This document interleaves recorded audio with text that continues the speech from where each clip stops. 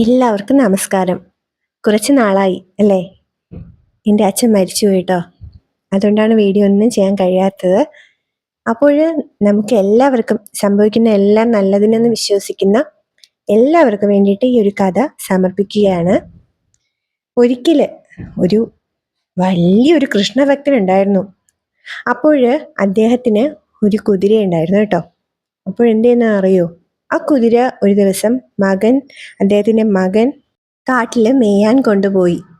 അപ്പോൾ ആ കുതിര മകൻ്റെ കണ്ണ് വെടിച്ച് എന്ത് ചെയ്തു? കാടിൻ്റെ അകത്തേക്ക് ഓടിപ്പോയി. മകൻ വളരെ വിഷമത്തോടെ അച്ഛനോട് വന്ന് പറഞ്ഞു. അപ്പോൾ അദ്ദേഹം പറഞ്ഞു, എല്ലാം നാരായണന്റെ ലീലകളാണ്, സംഭവിക്കുന്ന എല്ലാം എന്തിനാണ്? നല്ലതിനാണെന്ന് പറഞ്ഞു. അപ്പോൾ നാട്ടുകാർ പറഞ്ഞു, അയ്യോ, അങ്ങേക്കുള്ള ഒരു കുതിരയെ നഷ്ടപ്പെട്ടോ? ഇനി അങ്ങ് എങ്ങനെയാണ് ഉപജീവന മാർഗം നടത്തുന്നത്? വലിയ കഷ്ടം തന്നെ എന്ന് പറഞ്ഞു. അപ്പോഴും അദ്ദേഹം പറഞ്ഞു, സംഭവിക്കുന്നതെല്ലാം നല്ലതിനെന്ന് പറഞ്ഞു. അങ്ങനെ ഇരിക്കെ കുതിര പെട്ടെന്ന് ഒരു ദിവസം എന്ത് ചെയ്തു? ഒരു 4 കാട്ടുകുതിരയുമായിട്ട് വന്നു.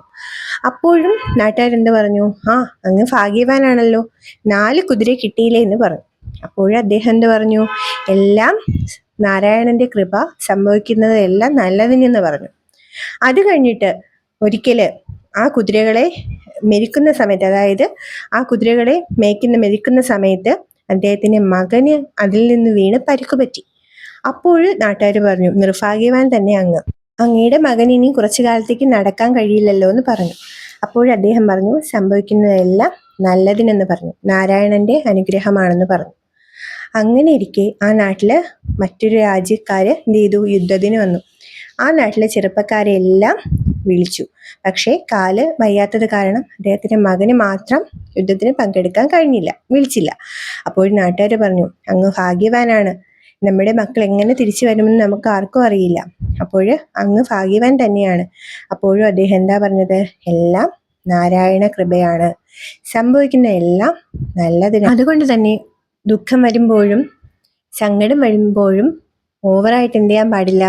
അതിനെ റിയാക്ട് ചെയ്യാൻ പാടില്ല. ഒരുപാട് ദുഃഖിക്കാനും പാടില്ല, ഒരുപാട് സന്തോഷിക്കാനും പാടില്ല.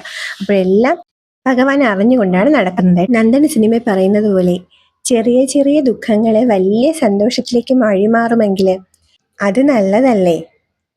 അതുകൊണ്ട് തന്നെ ഭഗവാനെ സ്മരിച്ച് ജീവിക്കുക.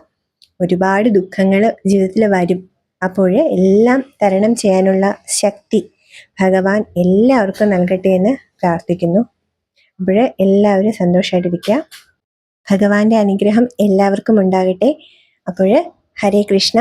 എല്ലാവർക്കും ഒന്നുകൂടി നമസ്കാരം.